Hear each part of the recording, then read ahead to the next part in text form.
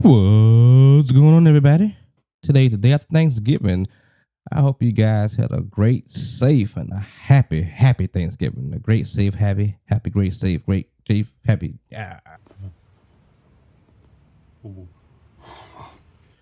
So, with that being said, I found it appropriate to make this video on today because today marks the 1 year.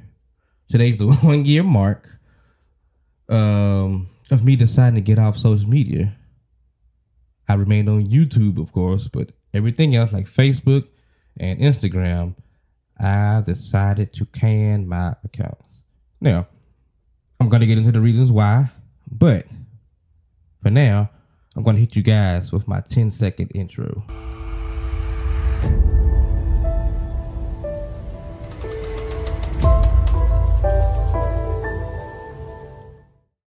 Welcome back, guys. Before we dive into this, I want you to understand that this is not a declaration of war against social media. I'm not saying it's bad, and I'm not saying it should be shut down. I'm only giving my personal reasons onto why I decided to get off social media. Let's get straight to it. 2,000 years later. So, I got off social media a year ago. And I'm so proud to be able to say that. It's been a full year today. Today's the anniversary. So I was on Facebook, Instagram, and of course on YouTube. As you can see, I kept YouTube. I got rid of Instagram and Facebook. Why did I get rid of Instagram and Facebook? I'm glad you asked. So let's start off with Facebook. So I got introduced to Facebook, I believe around like 2011, maybe 2010, 2011. Before then, it was the whole MySpace thing. Y'all remember MySpace? MySpace. Yeah, I was real big on MySpace, I was back in high school. It was real popular around 2007, 2008. I love MySpace. One thing I did like about MySpace, it was very expressive. You could create your page whatever way you wanted to. You had the custom layouts with the music and stuff. I thought that was so cool. But then eventually that ended up fading out. So when that faded out, I faded out with it. I wasn't really into social media again after that. Then came Facebook. I didn't, care for it. I didn't have an interest to get on it. It wasn't really my thing. Social media wasn't really my thing anymore. However, I was kind of trying to think the word. I'm trying to think of the word. I was talking to making an account basically. So I made an account. And in the beginning, it wasn't so bad. I won't own it like that. I wasn't really into it. But over time, it got more and more enticing. The content was very enticing. The videos, the stupid, funny stuff. It drew me in and it hooked me. I was stuck. I had gotten addicted to it. It was so entertaining. On the flip side, like Facebook, like MySpace, Facebook was very expressive. You put your statuses and stuff. I can't remember if you could make statuses with MySpace or not, but with Facebook you sure could. And that's kind of where it started to go down here for me. Seeing the people statuses and all the garbage and the chaos and stuff. I love people, so I just add a bunch of people. People. I had the people I went to school with, and people I knew in real life, and that just turned out to be very chaotic for me because of all the things that they would post. Just wasn't good for me. It was very, very toxic. So it was numerous times where I deleted a bunch of people out of my friends list. Sometimes I deleted people by the thousands. And even let me kind of sidebar here with the whole social media thing.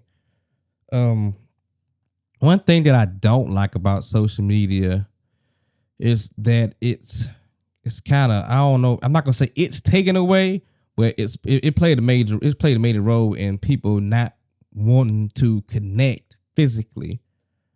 Like, more so, people would rather text you instead of call you. Like, so you can call people and the phone could be sitting right beside them and they'll let their phone ring and ring and ring. But when you shoot them a text, oh man, it's like their response to be instantaneous. That's crazy. But anyway, back on topic. Besides all the toxicity from the status and stuff, you know, like I said, I deleted a whole bunch of people, and I thought they would fix the problem. You know, I just deleted, you know, regular people. Everybody, you know, don't go to church. Everybody don't believe in God like I do. Everybody don't have the same, you know, standards, and I respect that. That's why I had them on my friends list. That was a mistake. I thought that deleting them would make things better, so I was just left with the church folk. Man, oh man, oh man. It was the same thing with them. They'll post all this garbage. The only thing is, it wasn't any fighting and cussing and carrying on. But the things that they posted was still crazy negative. I mean, all they would do is complain and talk about what they don't have and murmur, and it was just awful. And then over time, you know, Facebook started adding more content, so you see videos and news stories and stuff. So it really became emotional roller coaster, like an emotional mental roller coaster for me. So I even tried to deactivate my page a few times. You know, one time I got off for 30 days, one time I did 60, and one time I did the big 90. And I was refreshed when I came back. I was very, very refreshed. However, it was like over time, it's like I started right back at square one. It was just toxic and I just couldn't take it. Now that was Facebook. When, you know, I got the I can't even remember when I got on Instagram or why I got on Instagram, because I didn't have an interest in Instagram at first either. But it was enticing and it was addictive. Instagram, you see all the videos and stuff and all this. I think like Instagram, I can't think, it was like 40-second videos at first or 30-second videos. I can't remember. But it was very enticing. The material that you would see on Instagram, it was very, very enticing. So with Facebook, Instagram, I was hooked. I became addicted. I mean, I was so addicted that I couldn't even go to the bathroom without taking my phone with me. Now, once again, that's not me blaming, you know, social media. I'm blaming myself. You know, I was just hooked. I couldn't put my phone down for 5 minutes. I went to the kitchen. I got my phone. Went to the bathroom. Got my phone. I went in the living room. Got my phone. I couldn't get away from my phone because I was so hooked on social media. So the videos, Instagram enticed me, and Facebook, it was just taking me through different channels of emotions because everything that was going on Facebook.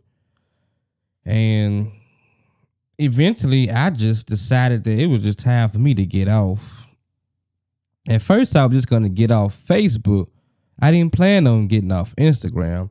But see, Instagram, around the time last year, it really started going in like a direction of just women shaking their tails. And that's really all you see. Just like now, if you go and if you click on that search, that magnifying glass, like that's all you're going to see is booty shaking videos. And I didn't want to see that.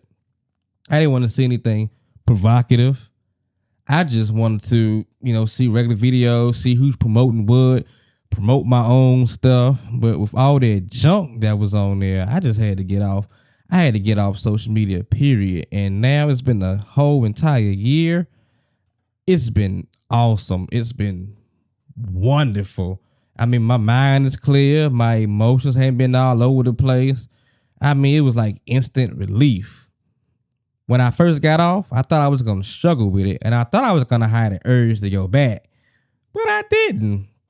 And I'm so very glad. And I just want to encourage everybody. Sometimes, hey, you might need to do the same thing. You never know. If you find yourself walking around with your phone all day, can't put it down, going to the bathroom, you might want to drop social media. But look, tell me about your experience. Have you gotten off social media? If so, how long has it been? What are your reasons? Well, let me know in the comments section. And be sure to subscribe, like, and click the notification bell so you can get notified whenever I upload new videos. Thanks for watching.